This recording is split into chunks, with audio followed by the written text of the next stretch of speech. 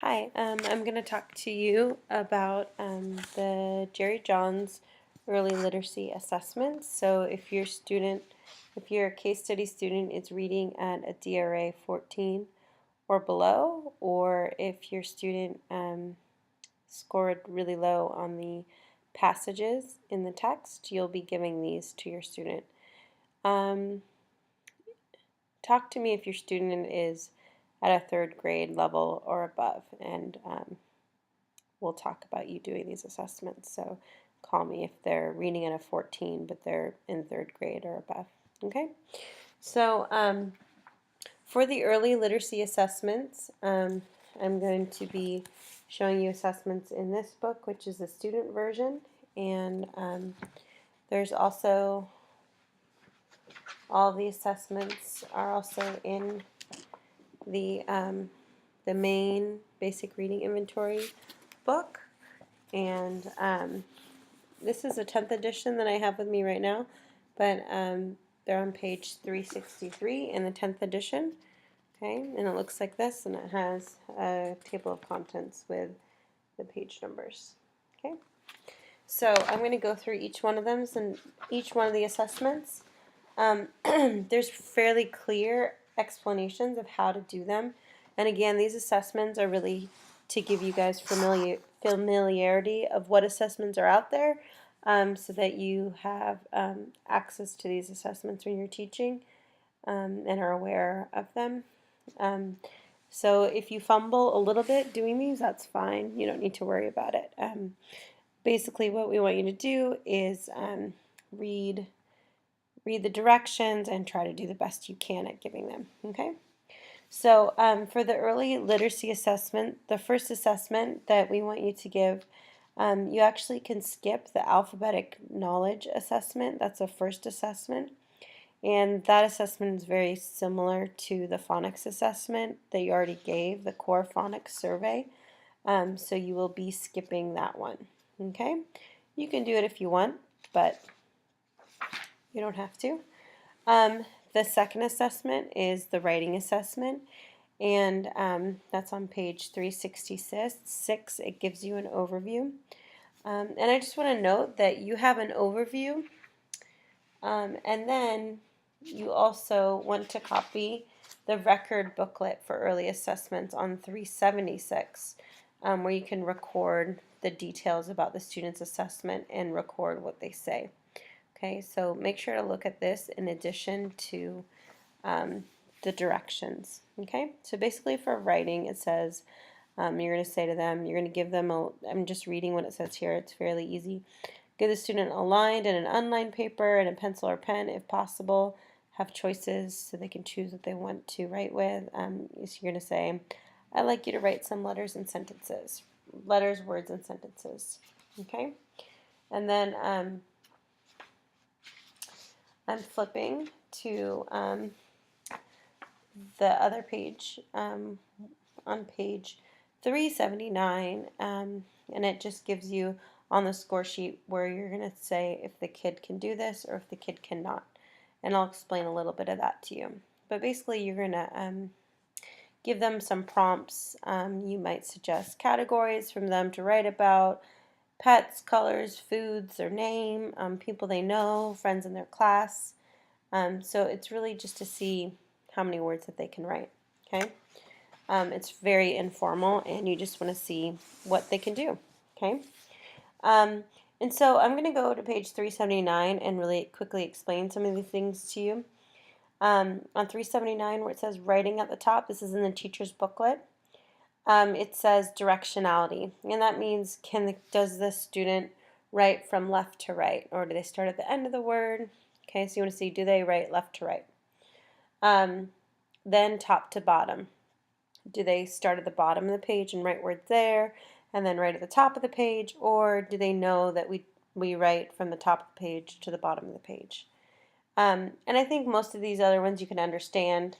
Is there writing in scribbles? Does it look like letter-like formations? Do they know the first and last name? So I think if you go through these, you'll understand most of them. But writing conventions, um, word boundaries, so they know what a word, the boundaries of a word, and punctuation. Can they write a short sentence and put a period, or do they use commas, etc.?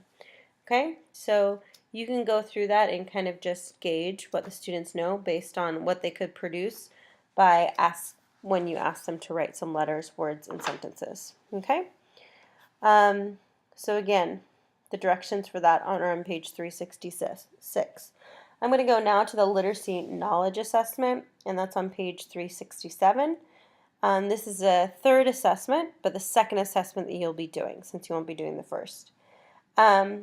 So for this one, you're going to need to copy a booklet that they have in the student reader, and this is very similar to the Marie Clay's observation survey. That's what I gave when I was in my credential program, and you have a little book that you give the kids, and Marie Clay is about going to the seashore or something. And then in this student book is actually their little book. They have these that you'll be copying for the kids. Okay, so, and then they have, you're going to copy all of these. And then you actually have their little, sorry, too many books to flip through. You'll have this little story, and this is where you'll do like the, it's similar to the observation survey, and this one's called New Shoes. Okay. So, we're going to do, you're going to ask them, you're going to say, I want you to show me some of the things you know about reading. You won't have to read, even though there are sentences and things for them to read. And then you're going to go to page 380, okay, in the record book, after you already have copied this for them. And you're going to say, show me the front of the book. And you're just going to go through this and on page 380 and say all of these prompts, and you want to see, can they do these skills or can they not? And this is really helpful. Do they know how to hold a book? Do they know what a period is? Do they know what letters are? Do they know one word? Do they know two words? Do they know what the first letter of a word is? So this is a really helpful assessment just to see all of those basic literacy skills and book handling skills that the kids have. Okay, this is actually a very small part of the beginning DRAs. So you will, from doing some of the DRAs, you might have some of this information, but this is a lot more comprehensive than the DRA, than the information you get with the DRA. So, all right, the next assessment you'll be doing is a wordless picture reading, okay? And again, all the prompts are here, but I think you can use these pictures to tell me a story. And so what that is, let me find it, is this one, okay? This is in the student booklet. So for this, you are going to have them make up a story for this. Okay, tell me your story from your pictures, begin here, and then you're going to write for them. Okay, so you're going to do that one, and you want to see if they know how to create a story, beginning, middle, end. Okay, and then, I know I'm flipping back and forth a lot, but this is in the teacher record book. And then as the kids are making up their story, you're just going to write down what they say here. Okay? All right. And then the same thing for this one. If you can see it, same thing, you're going to write down there what they say. Okay? And then in the teacher record book, this is on page 384. Right here, you're going to, oh no, this is caption reading, not yet. Okay, so the next thing, after you do wordless picture reading, you're going to do caption reading, and again, read the directions. You're just going to say, I want you to read this story to me, okay? And record anything that they say. as they're reading the story.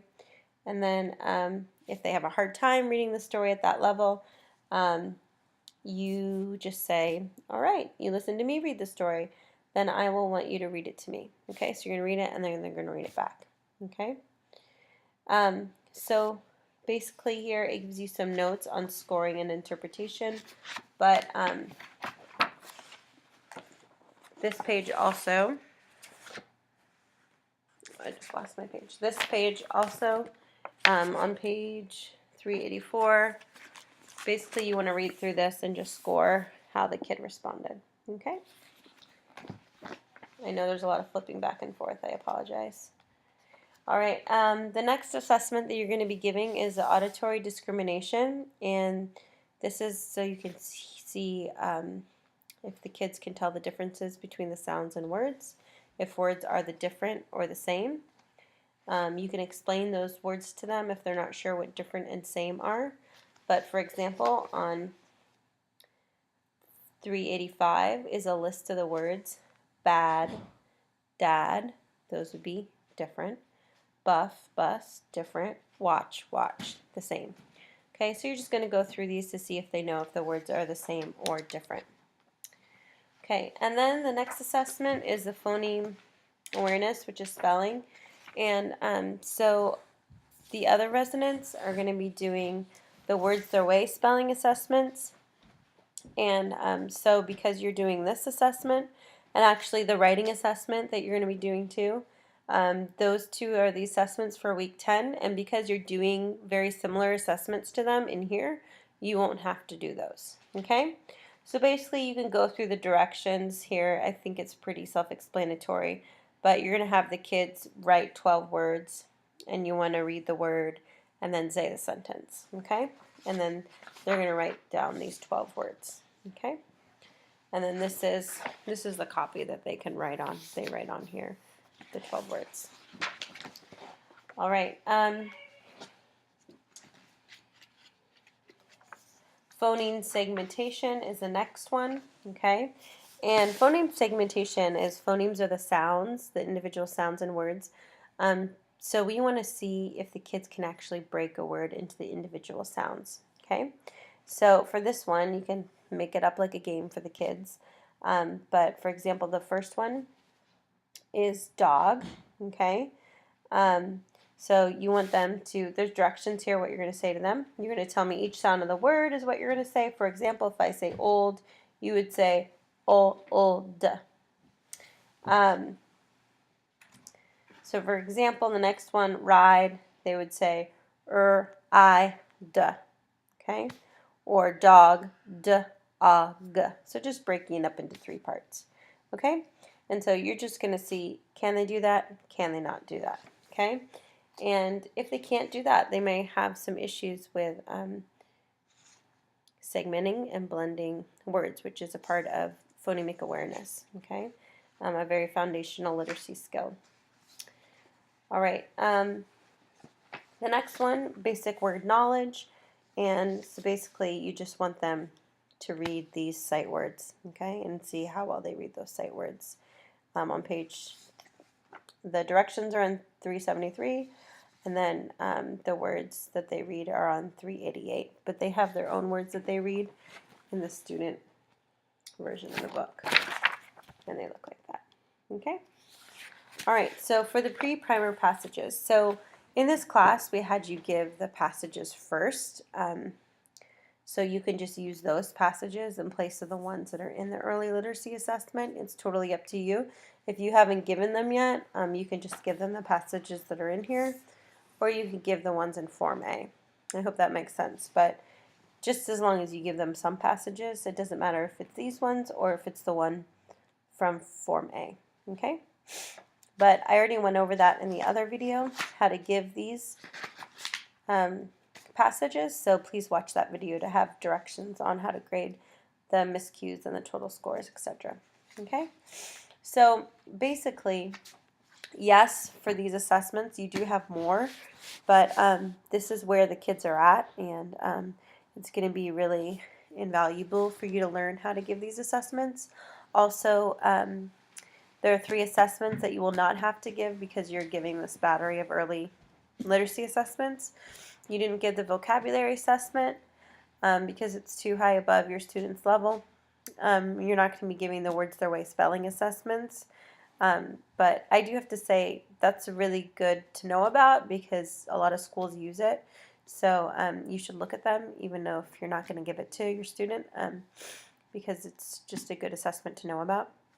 And then the writing assessment you won't have to give because it's very similar to what you're going to be doing in these early literacy assessments. Okay, so